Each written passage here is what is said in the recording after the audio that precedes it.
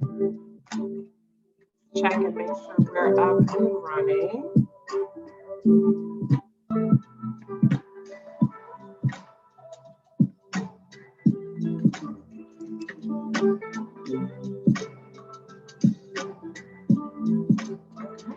We are here. We are live. All right, guys. Welcome, welcome. So, welcome to another episode of the Eventful Life Living Out Loud.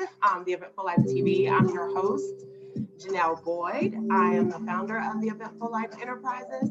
I'm also a mompreneur, an author, and I officially like to call myself a little bit of an instigator because I like to challenge you to think a little bit differently. And I think that this year is calling for us to do so. So thank you for spending this time with me each and every week. I don't take that for granted. Please make sure you share this out if you think there's another mompreneur, woman in business who needs to hear this, who needs to know about this.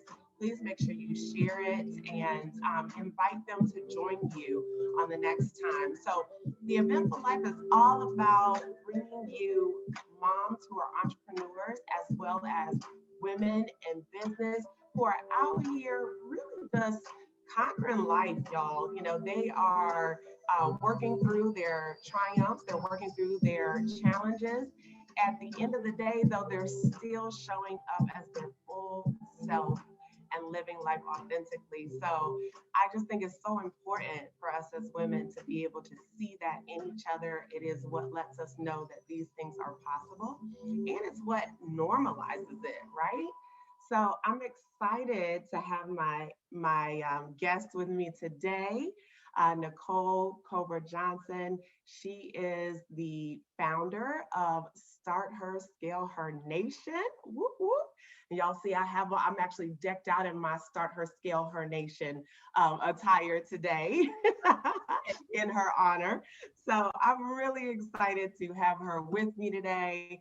And we're going to jump into talking a little bit about being the CEO of your soul, which I just believe that there's something so powerful about that.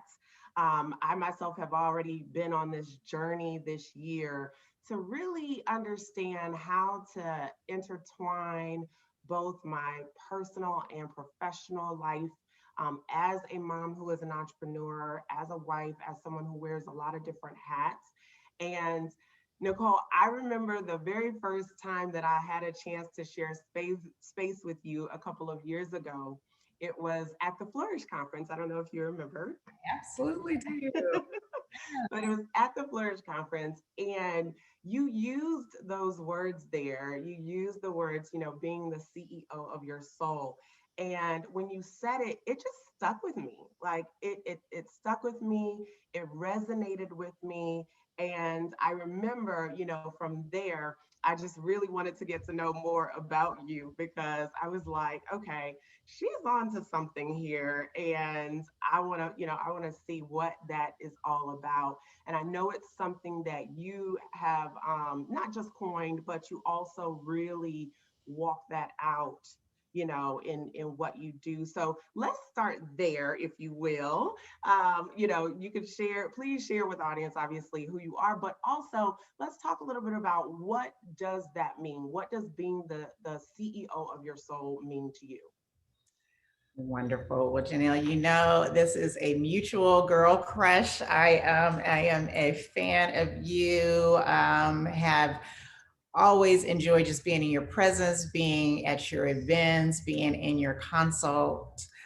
You just have such a great perspective of hope at all moments, and I really am happy to call you my friend. So thank you for having me here today. So what does CEO of my soul mean? Let me take a step back and kind of tell you how I came up with that. I have been an entrepreneur for nearly 20 years. My first business was a day spa and hair salon. Ironically, no, not so much, called Soul Day Spa and Salon.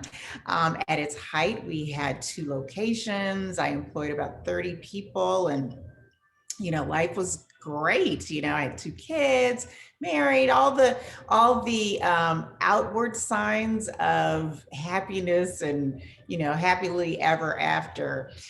The economy tanked. I'm sure everybody experienced that in some form or fashion. But hey, if you're a hair salon and day spa and people don't have no money, Right.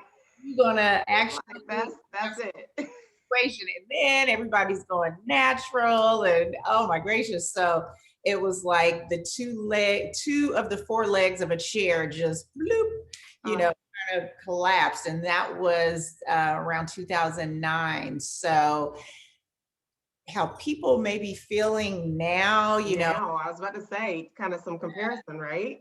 you may have, I shuttered my doors, I filed bankruptcy, divorce. I mean, it was it was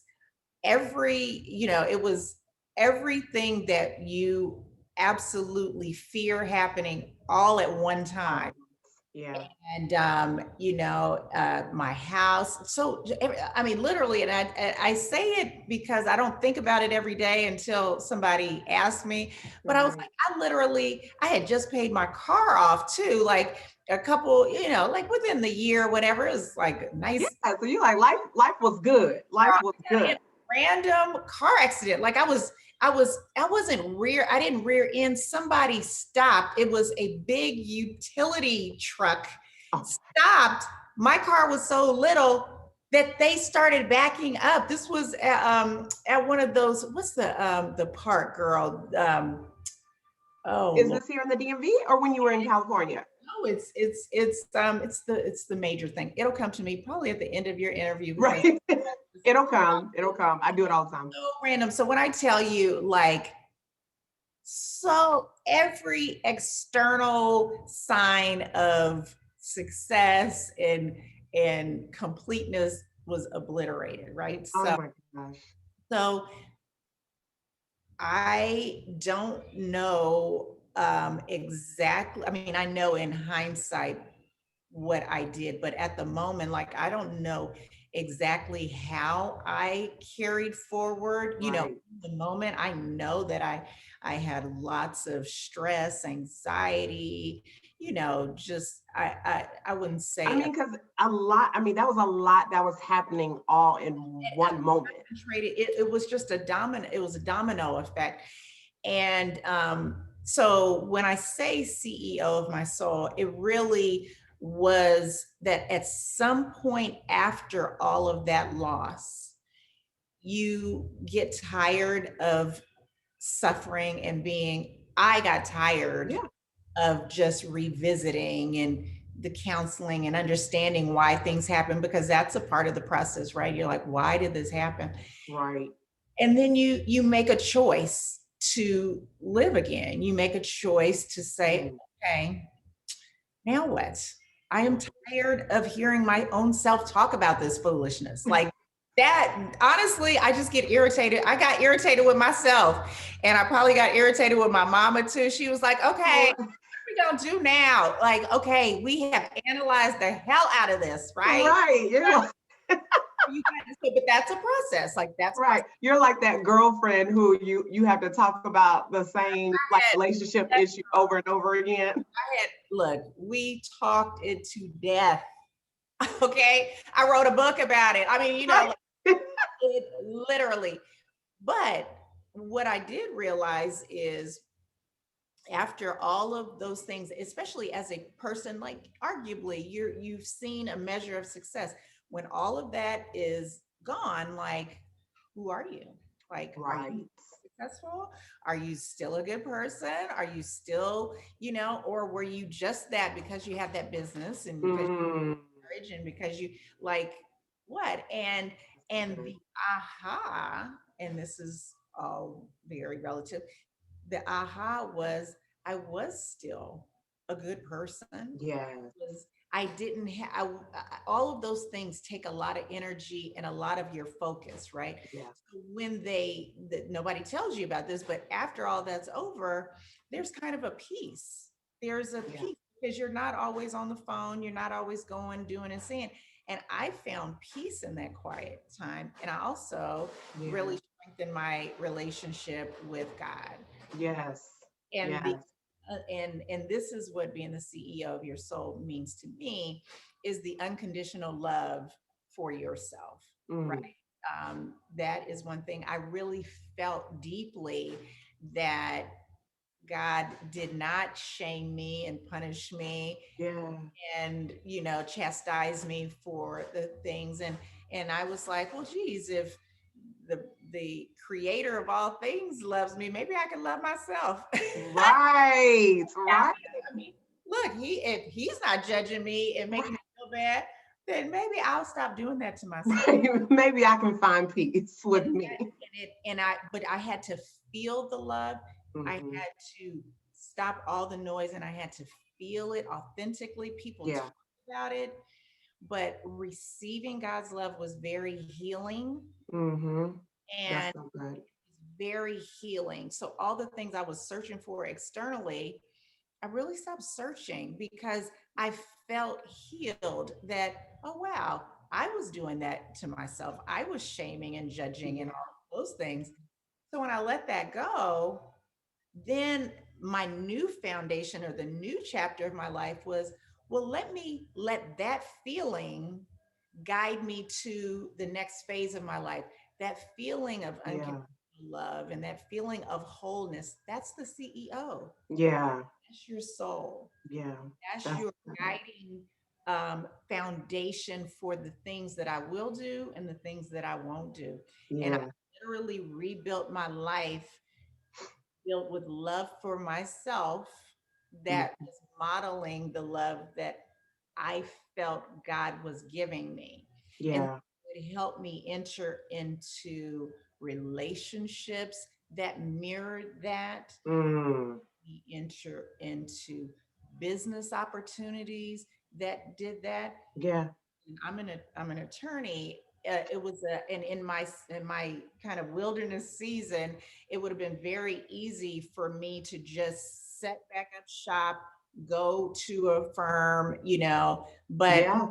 litigator, and I wrote down on a paper, well, if I'm doing stuff that's consistent with this feeling, then I don't want to be adversarial.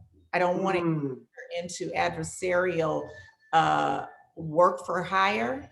I don't want to be Yeah. bully for hire. I want to help people. Yeah. That is consistent with the foundation. Who you were being and becoming. Yeah. And it really made, I give you this analogy, you will love it. Once you know who you are and what you like, it's real easy to knock stuff off the plate. Oh, I'm Mm. not consistent with, I'm not doing that. Looking for a wedding dress. Once you know that you're a mermaid and you're not a ballroom, you ain't looking at the ballroom gowns. I'm looking at the mermaid gowns. If I know I want a wedding by the sea, I'm not looking at the chapel. You know what I'm saying? Like, Yes. a whole lot of stuff off Yes. the plate.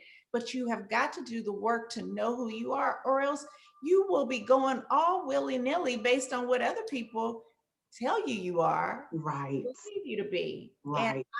the first part of my life, I was complicit in being accommodating for what a husband or a Mhm. boss or Mhm. even parents, what people wanted me to be. Right. After that, I was like, I respected myself and loved myself enough to know myself. Yeah. Then I defined myself You defined yourself exactly for yourself. for myself. Yes. And so Yes. I get to be me. I get to live the life and just have conversations with myself. Everything else is layered on top of that. Yes. I really have a blueprint, business plan for my life, i.e., CEO, and the metaphor, it just works so perfect. Yeah. I get to have the employment manual. I get to hire and fire people that don't come to Yes. agreement on my business plan for my life. For you. I love that. You don't have to get down with Nick. You do Yes. not. You look. I am not everybody's cup of tea. Hello? However, at least at most, I know who I am. So Yeah. I don't have to Yeah. try to do all of those And things. and arguably because you know who you are, it makes sense that you wouldn't be everybody's cup of tea. Shouldn't be. Shouldn't be. You really shouldn't be. And if you're listen, don't ask me no scripture. I'm deeply. Don't ask me no scripture. We won't make you quote scripture today. I'm not there, but I'm just kind of the common sense person about my, which is, if God makes no mistakes, then why are we all trying to be the same? Right. Really, our quest should be to be that thumbprint, to be as unique as possible. Yes. And guess what? That works again, not only in your life, but your business branding. We love branding, girl, right? Yeah. We're not trying to be the same thing like everybody else. Mm-hmm. How do you distinguish yourself from the market? The way you do it is being wholly authentic to who you are. And then guess what? There are 1 billion business consultants, Black women business consultants. There's only one Nick. That's right. One Janelle.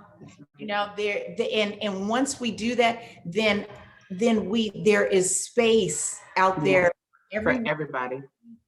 And to collaborate and connect and link up.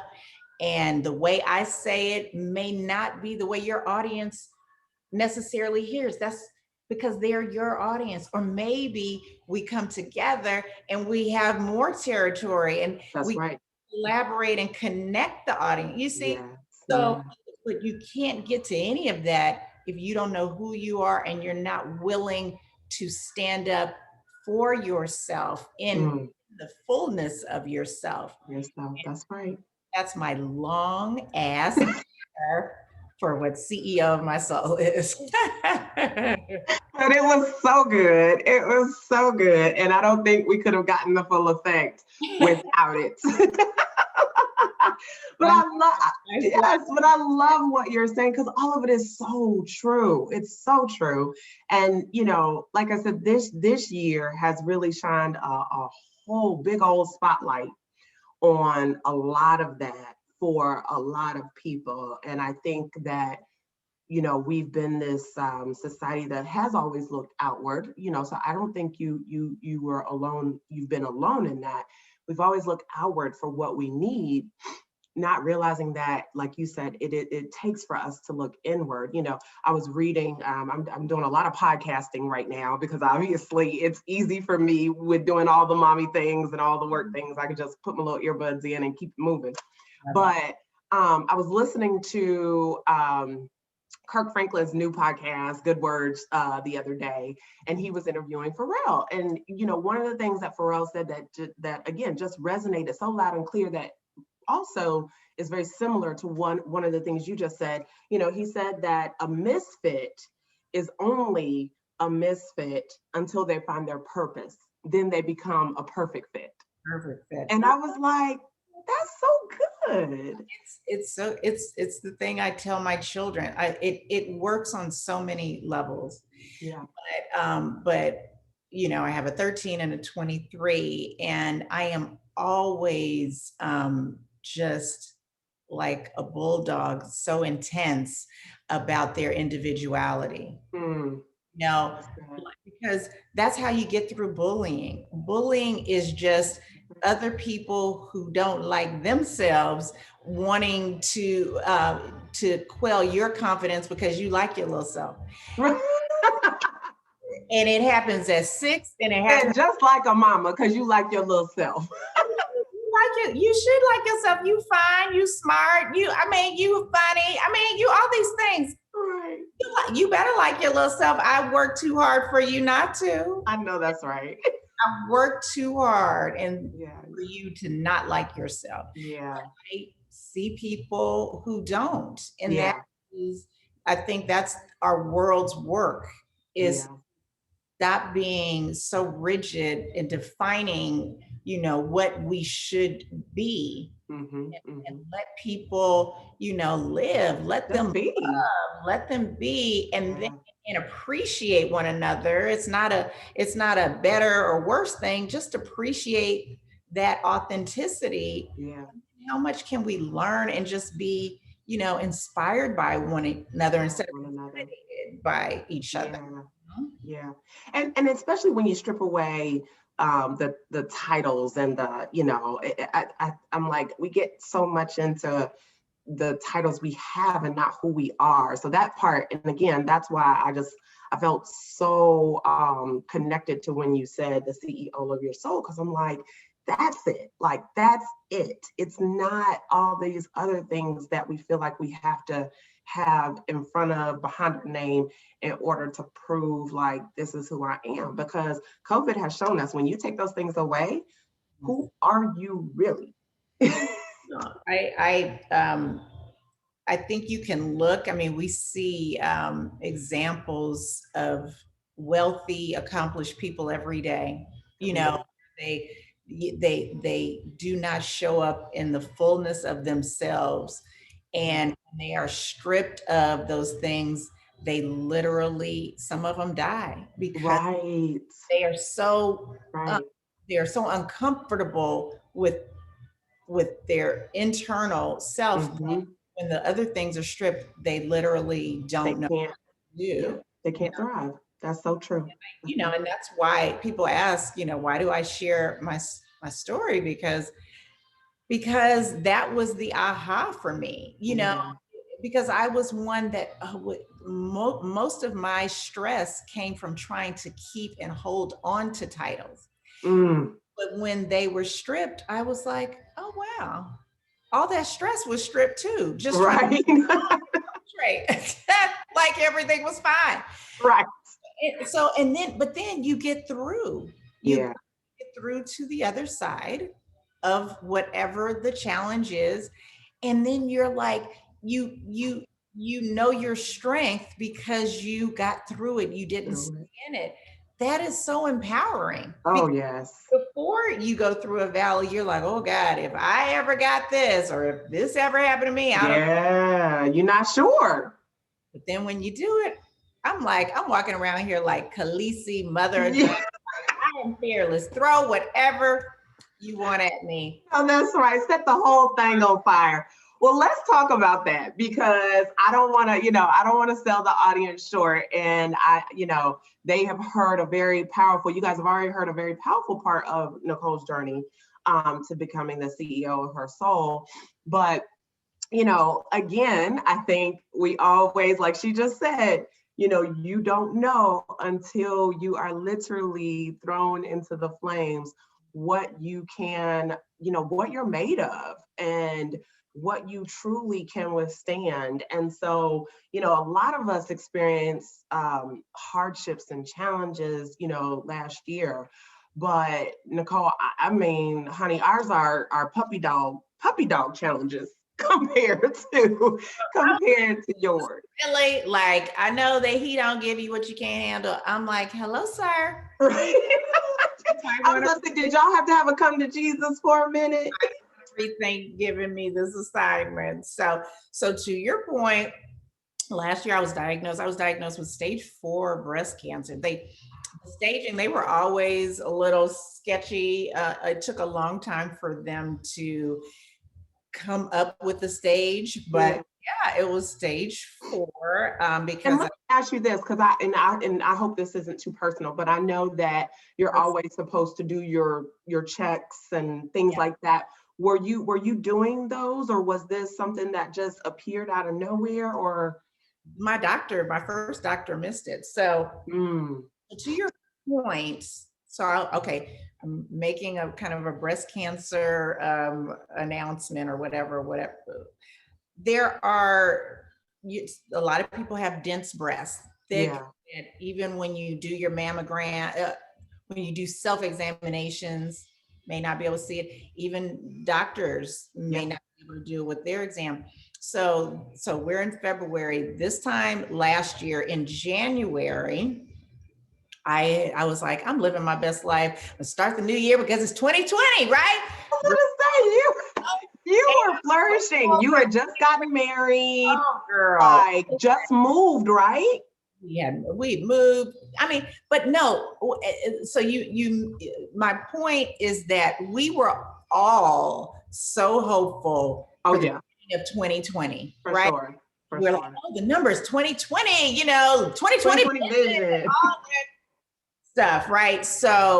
And I'll back up a little bit. It's kind of funny because in November and December, my husband and I, we work together, we have a business, and we were looking for insurance for our business. So key man's insurance or whatever, which means you have to be tested, which means you have to get your blood drawn, and they do everything fine, like smelling like roses. Wow. My stuff was great. His stuff was a little less great.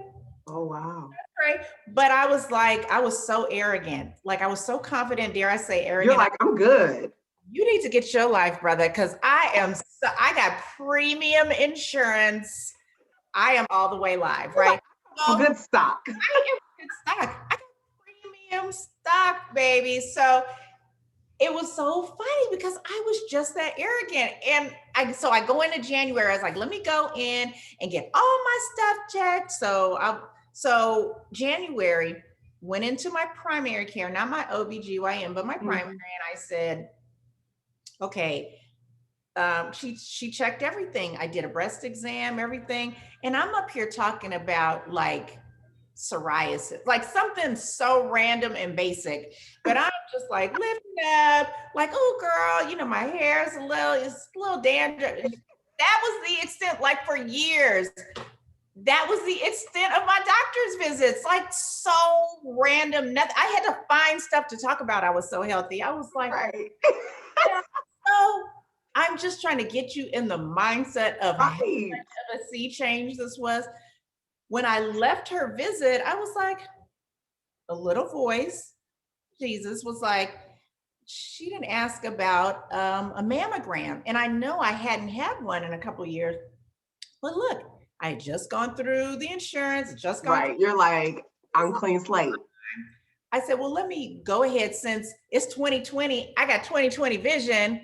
I'm doing everything right. That's how we be too. All the things. So, because normally I would have been off. I got in my mind, I got 2 clean bills of health. Right. I wouldn't have done it. And I paused enough. I made that appointment, went into my OBGYN in February, and she said, do you feel this? I was like, what? Again, I wasn't talking about psoriasis that time, but I was talking about some random nothingness. And she asked me, do I feel it? I was like, what? Like, I wasn't talking about. It wasn't even like it wasn't like what you think it would feel like. Do you feel that? Because that feels scary. It didn't feel scary. It was just like, what is she talking about? Right. You're just kind of like, girl, what are you talking about? Bye. Like a bye. And then she made the mistake of saying, well, I don't think it's anything, maybe it's just a little this tissue. She said, but let's go ahead, come back in 2 days. It was a Monday, come back on Wednesday, and we'll get just to be on the safe side. Mammogram. And she was like, and you have dense breasts. So I always get them mistaken, either a sonogram or an ultrasound. So she did a 2-part thing, not a mammogram, but something because of the thickness, the density. Yes, she wanted to do the extra one. And girl, I came and I told Harold. So I said, well, he said, well, how'd it go? Call me on the phone. How'd it go? I said, well, you can look at it 2 ways. I said, I guess I'm getting back for talk about your health, because she asked me, did I feel this? And he was like, oh God, well, I'll go with you. We went on Wednesday. It showed up. I had multi-cysts in my left breast through the mammogram. Then they did the ultrasound.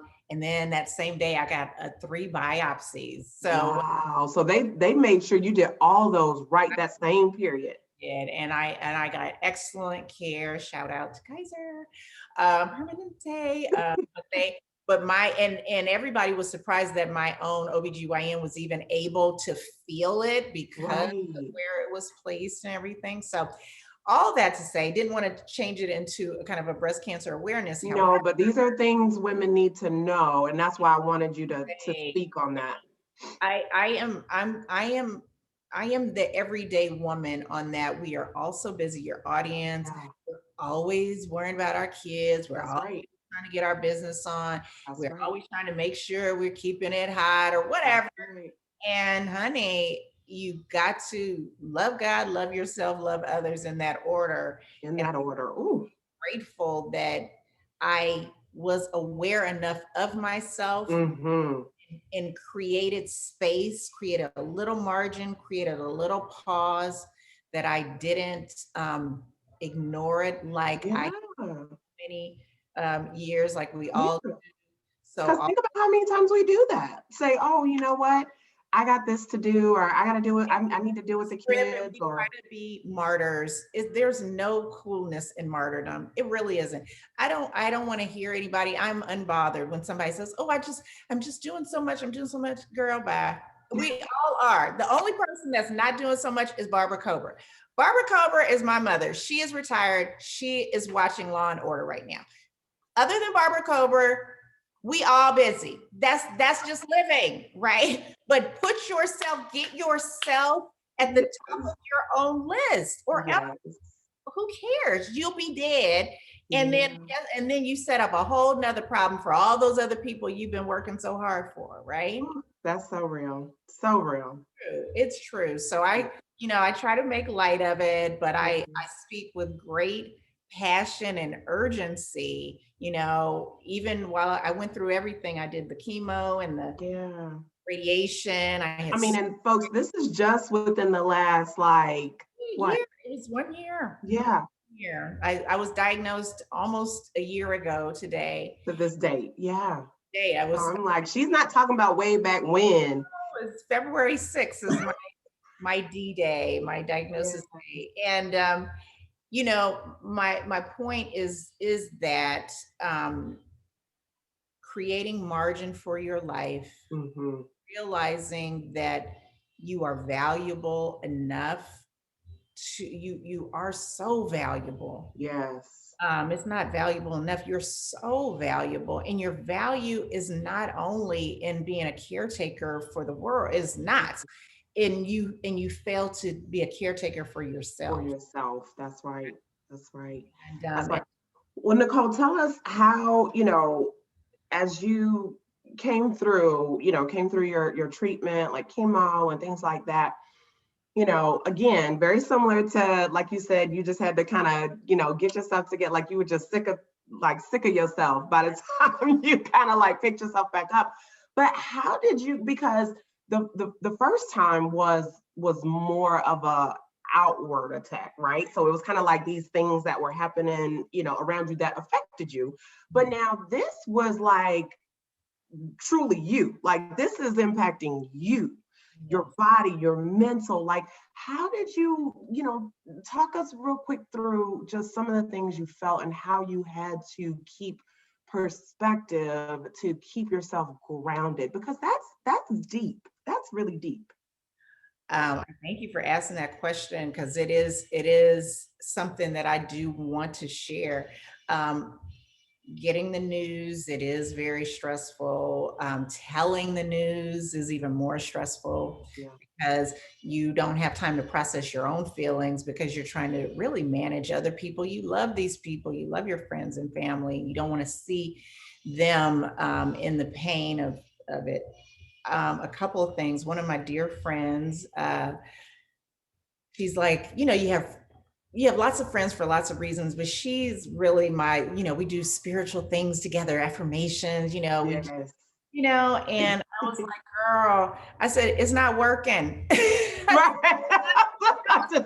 That's the homie you can be like, girl, Like, girl, I'm praying, I'm trying to be positive. I was like, that works for, trying to will yourself into another job or a relationship, yeah, or get healthier, or, physically yeah, lose weight or whatever. I was like, but how do I can't will away cancer. right, And what right. she said is what really shifted my mind, because I was very stressed. And Yeah. she said, well, you can't will away cancer, but you can control how you approach it. Mm, You can control how you approach it. And I was like, oh, okay, let me try that on. Let me try that on, Let's see how that works. But it was an opportunity. She presented me with a challenge because I was not approaching it that way. And then Right. the second thing happened before my surgery, between diagnosis and surgery, I'm sitting with the weight emotionally of having this thing ravage my body. And one day I was just laying in bed and I was like, I have cancer. Like, I have cancer. And then, but I was like, it was like I was having this dialogue. Like, a dual Right. conversation. And then I was like, I have cancer, like the loathing, shamed, upset. And then the other person was like, but you're not sick. Like, we don't, Mm, inside I was like, but I don't feel sick. mm. And then the other side was like, but you have cancer. The weight, the cancer is a very big brand. It comes with its Yeah. own, Yeah, it comes with its own weight and it comes with heaviness. its own thing, right? Mm-hmm. But the other part of me was like, but you don't seem sick. And Mm-hmm. then everybody, all my thoughts came together and said, well, then if you don't feel sick, don't act sick. Come on now. Don't feel sick, don't act Yeah. sick. And I approached each day very present. If I don't feel sick today, then I am going to act normal. I'm going to be normal because you are normal. Right. And there were days, obviously after my surgery, where I felt sick. I was literally injured, and I allowed myself that time. But when I look back and I asked my husband a couple of months ago, I was like, so what percentage of the time would you say that I was like despondent, like in my feelings, And I remember Did you really put him in that position, Nick? girl, he the only one here, girl, who I talk all this foolishness with, right? That's so he thought about it. He was like, maybe 15%. I was like, that's what I thought too. I said, Right. I'm glad you said that because that's what I think I've handled this very well. But it's because if you don't feel sick, don't act sick. Don't act mentally sick. Yeah. That's what we all do. Yeah. We are sick in our heads, but the physical part doesn't manifest. Just still make it a physical thing. Right. If I were to have knee surgery, if I were to, have to have diabetes and have to take, I would treat the thing, the physical thing. Yeah. I didn't allow myself too many days of just being mentally unwell. Right. Tried to control it. So that's and part of it sounds like, and I'm definitely not speaking for the Lord, but part of it sounds like he may have been preparing you the first go round. Gosh, yeah. To get all of that together so that you would even have the capacity to even think about it that way in this circumstance, like in this situation. Yes. And I agree. I do agree with you. I am a student. I'm always acutely aware of my thoughts and my feelings. So I agree with you. I am a student of my own past, and I'm like, well, we got to apply. We learn those tools. We got to apply them. You can't be afraid. You got to really live this stuff. Yeah. It's difficult. I will say this too, that, and this is for your audience of people who have lots on their plate, right? Being in the position to be cared for as a person that has a full plate was very therapeutic. It was very unexpected. It was comfortable. Yeah. Because I'm used to, I got it.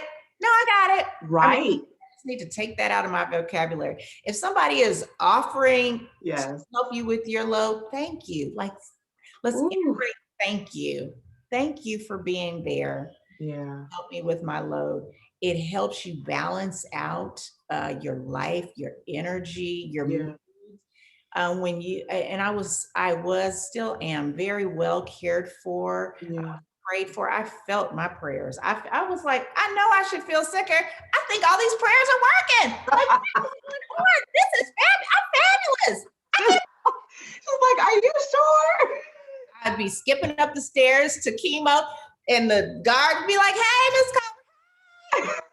Now it didn't happen toward the end, but for most of the time, I was like, these prayers are working. Working, yes. Well, I know we were all out here, definitely sending them your way and hoping that you were feeling them as well. So Because I just remember every time, and this is truth. Like every time I would see you, I'd be like, she looks so good. Like I'd be like, girl, cancer got I a bad. know I should be like, and again, I don't know where we get this whole you need to look sick, but I was like, she looks so good. Well, I want to make a couple of points. Cancer does, I am not diminishing that everybody has a different experience. Sure, Okay? absolutely. So for my sisters who have it show up in a different way, Yeah, please do not take this as anything but this is right, how I deal with it. right. If you haven't noticed, humor is very much a part of my DNA. It is Yeah. part of my healing. Mhm. I really try Therapeutic. myself too seriously, Yeah. because when you can't, because you're always changing, things are always coming. And so I am my own therapist in that if I can find a way to laugh at something Mm-hmm. or to put the best spin on it in my head, Yeah. that I'm my only audience. If I can make myself laugh, I'm like, okay, we got through that. Now Right. I have had I cried the day before the day of my first chemo. Yeah. I literally, not ashamed to say, but No. in my closet like a child and cried like a baby. I Yeah. fit into a little corner of Yeah. tightest, smallest part of my closet. And my husband was on the phone and I closed the door because I didn't want to go past him because he'd see me cry. And I didn't want him to hear me. Hear you. I just shrink and hide in this little space. And I cried my uncontrollable, and he found me and he just sat there. He just sat there and I got it out and I went on in there, you know. So Yeah. I am not saying, Yeah. not saying that But that's life too. it's Yeah. not one Yeah. way, Yeah. but giving yourself the permission to be a full human being, Yes. you Yeah. know, but not staying only in the things that are sad, Yeah. are scary. We have got to find a way to be resilient and say that it is going to pass, and Yeah. pull on the people that love you and pull on your past experiences, knowing that he pulled you through the other things. He did not leave you. That's You're right. going to get through this. And when you get through it, be a testimony to someone. Be a testimony. Don't let all of that be for nothing. So that is what I have always just tried to do with these crazy ass experiences that show up in my life is try to get through it first, Yeah. First. get Yes. through it, try to heal, be reflective, and then be of service. Yeah. And it's Well, you do it beautifully, my dear, and you do it with so much grace. And that's why I thought this was so important for, the audience to hear, because you had a choice.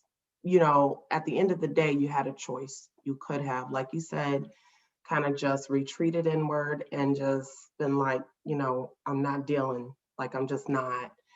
Or you could did what you did. And, yes, I don't think there's anybody in their right mind who would say, well, did she not have rough moments? Because I mean, that is a given, but it is who you choose to be in every moment, and the fact that we do get a choice to make. get a choice. And Yeah. I do see myself out of all the titles. I believe I'm gifted as a communicator. I believe Yeah. that is what I do effectively. Yeah. Um, and I just I'm humbled by it. I enjoy helping people.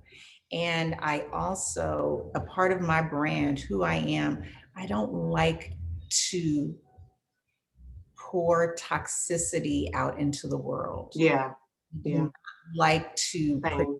my negative thoughts, of which I have. All right. Yeah. Everybody possesses them, but I get a choice as to whether I Right. put those into your Out words, into the universe. Yeah. into your world. I mean, I could use social media to be that way, but I don't believe it's helpful. I don't believe Right. it's helpful. I think and I think we can criticize and we can coach and we can go out and fight. But my tool for fighting is corny, but it's love and it's, Yeah. No, it's not corny. That's real. you Yeah. know, well, That's real. And it's biblical.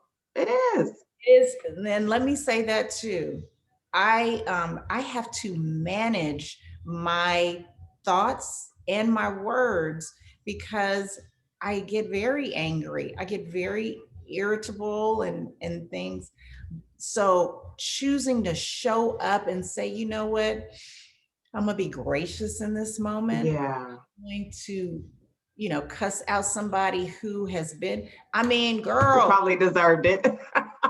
girl, girl, I be like this. I be like, okay, I'm a just Just delete your best friend. the thumbs, girl. I'm like, The delete button. and then I throw the phone across the room. I'm like, go on and sit down somewhere. Go. No, do not do that. No. Yeah. Think about it. Go get on a treadmill. Do something, because that's the first thing that rises up. And it feels in the moment, it feels great, right? Yeah. Yeah. It's human. Yeah. But guess what? The other person always comes back because somebody else always wants the last word. Yeah. Some of the best advice I got was a young lady who I deeply respect. And she said, I was like, you're always so poised. You're always so, I know she's at these corporate tables. She was actually at Flourish too. Oh, wow. I won't out her, but she said, I learned the art of not having the last word. I was like, girl, but it controls your peace. Yeah. Because you're at war, the Crips and the Bloods going back to the Twitter wars, girl. Yes. You never stop. And look at how much time that person has distracted you from doing your business. What you're supposed to be doing. That's right. That's right. I love it. I love it. Well, listen, I know we could probably go on and on, y'all. Y'all know how we do. And I can't even believe that we're already at the end of our time. It doesn't even seem like we've been talking that long. But before we close out, Nicole, I have to have you answer. I have to have you do our rapid fire, okay? And so that's 5 questions that I ask every single guest. And I don't tell you guys what the questions are ahead of time. So it's whatever comes to mind as soon as it comes to mind. So I always say I'm not responsible for what they say. I'm ready. All right. So the first one, what do you like to do for fun? I like to dance and eat cupcakes and drink wine. Ooh, I'm gonna come hang out with you more often. And here the Gap Band is playing in the background. I always have a musical soundtrack. I just love old 70s hip soul music. That's my thing, I love music. Music is life. 2, what's one stereotype about moms or women that drives you bananas? That when people say they're busy, they're busy. Mm-hmm. Everyone has responsibilities, and that's it's not a stereotype, but my grandmother has a phrase, you don't have time to think about it. You just do it. And the energy that you bring to doing the thing, stay present in that moment, because we don't have to compete on how busy we are, Oh, that's a whole word in itself. We could have like a whole nother episode just on that. Yeah. Number three, who is your bed? Who's my be like, are they like a Like maybe somebody who you're like, I don't know them. I don't know them, but if I did. know them, but if I did, oh, that's a good one. Tracy Ellis Ross. Oh, I love her. She's just so like goofy and Yes. gorgeous and gal power. She just seems like the ultimate girl that you could just, she's Hang out with. on, you know? So I That's like, so true. I love me some Tracy Ellis Ross. All right, what do you dream of becoming?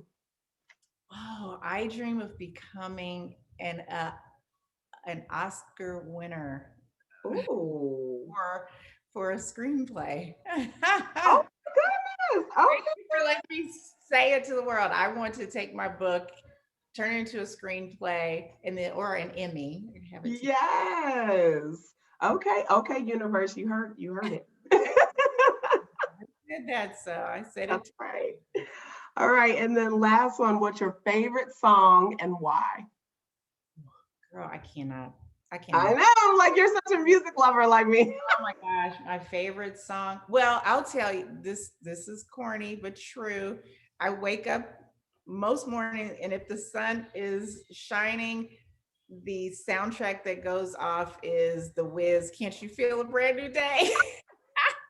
Can't you? And I just be jamming in my head. There's no music, nothing is playing, and yet I'm just hey. So I'm I gonna go. love it. I love it. That's that's almost like me and my kids with the Trolls World tour. Like Yes. we just get up and start dancing around. I mean, for no apparent reason, but it makes us happy. Creating a foundation of joy in your sons. I think that's a beautiful gift. Beautiful gift. Thank you. Well, and they definitely have taught me how to restore that joy. Yeah. So Yeah. I appreciate it. It goes both ways. So, well, thank you so much. Okay, before we close out, very, very last thing, and then I promise y'all we're gonna wrap it up. But I want you to tell everyone about Start Her, Scale Her, because I would be remiss if I did not have you at least talk about it and share with the world this gift that you are putting out here into the universe that I believe will really be profound and impactful for a lot of women in business out here. So please share. And while you're doing that, tell them where they can find you and stay connected with you too. Wonderful. So thank you. This has been so awesome. Like I have enjoyed it. I had something kind of conflicting. So I was like, okay, I'm gonna do this real fast. And I will restrain myself from talking so much. And girl, I just could not do it. I know, you know we can't do that. You're awesome sauce. So StartHer ScaleHer is a community. It's a community that, I have been a business owner for 20 years. I've been a Black woman all my life. Yes. For a very long time, and I know in deeply some of the challenges that are uniquely those of Black women entrepreneurs. As a woman member of the National Women's Business Council, we're an advisory to Congress, the White House, and the SBA on women in business issues. I see every day the statistics about Black women. While we're starting businesses at a higher rate, we are not supported financially in those endeavors. We're not supported in mentorships and angels and the like. And so StartHer ScaleHer is kind of twofold. We really want to help bring women into community with one another through resources and relationships. We all have things to learn, whether we're starting or we're $1 million businesses. We're always growing. It isn't, if you are a true entrepreneur, you are always seeking how to pivot or scale up. So bringing together women who have these special concerns and questions, along with women who are multi-million dollar businesses that are Black women, Black women. Yes. We are doing a campaign this month where each day I'm focusing on one of my beautiful friends who I happens love it. to own a multi-million dollar, over 1 million. That number is significant because it's so rare. All women, out of all women owned businesses, only 3%, white, black, other, get to 1 million. Only 90% of all women-owned businesses only employ themselves. So me knowing these statistics, I want to bring awareness to them to say, hey, how can we do one hire? You convert your numbers. How can we get you up with proper capital, setting up your company properly, being in community, maybe investing in one another's business one day.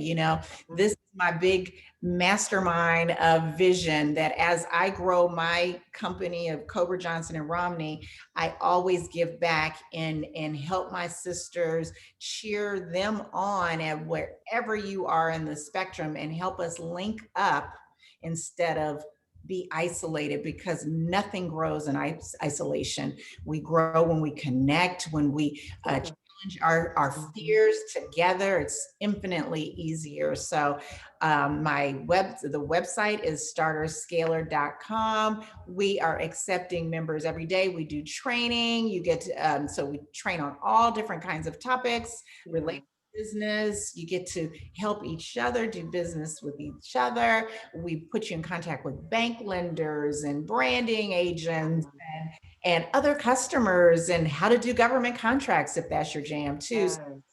Just a place. We're early, but I know that if we get the support and get everyone to come in there and feel the love, their businesses will thrive. Yes, I love it. I love it. And I am going to get myself in there. So because and you can be, here's the last thing.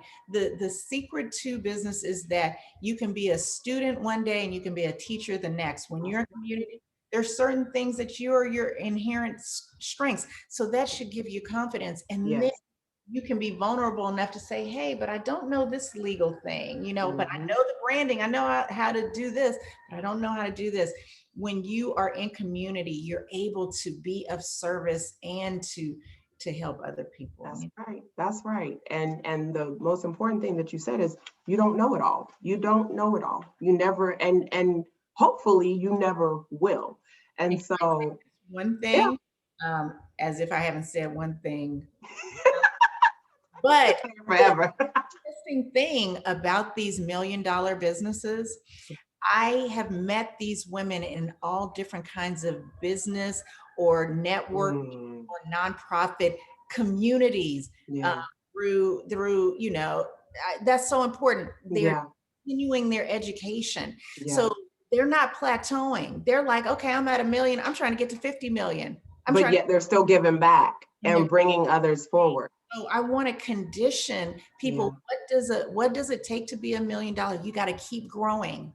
You got to keep growing your network and growing your knowledge base and doing things differently.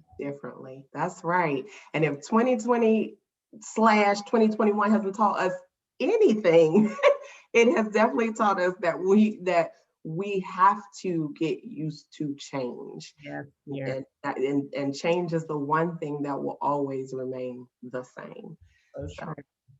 Thank you so much, Nicole. This was absolutely wonderful. Each and every week, I even, go figure, I even come into these conversations with expectations of what's going to be said and what, and of course, everything, that I think and don't think is actually what needs to be said. And that is what happens. And so I just appreciate you so much for all that you do, that you continue to be, and who you are and who you continue to be. And thank you guys for spending this time. I hope that you go back and re-listen to this, because we touched on so many things in this conversation. I loved it. We had a good time, girl. You're amazing at this. Keep doing it. You're great. Thank you. Not everybody is good at it. You're very good. You're very comfortable and you listen. That's the hallmark of a great host. So you are a very good listener. Thank you so much. Well, listen, guys, remember, you can have it all, but it has to be on your times and your terms. We'll see you again here next week, Thursday, same time, different amazing woman. And thank you guys again for sharing space with me. See you then.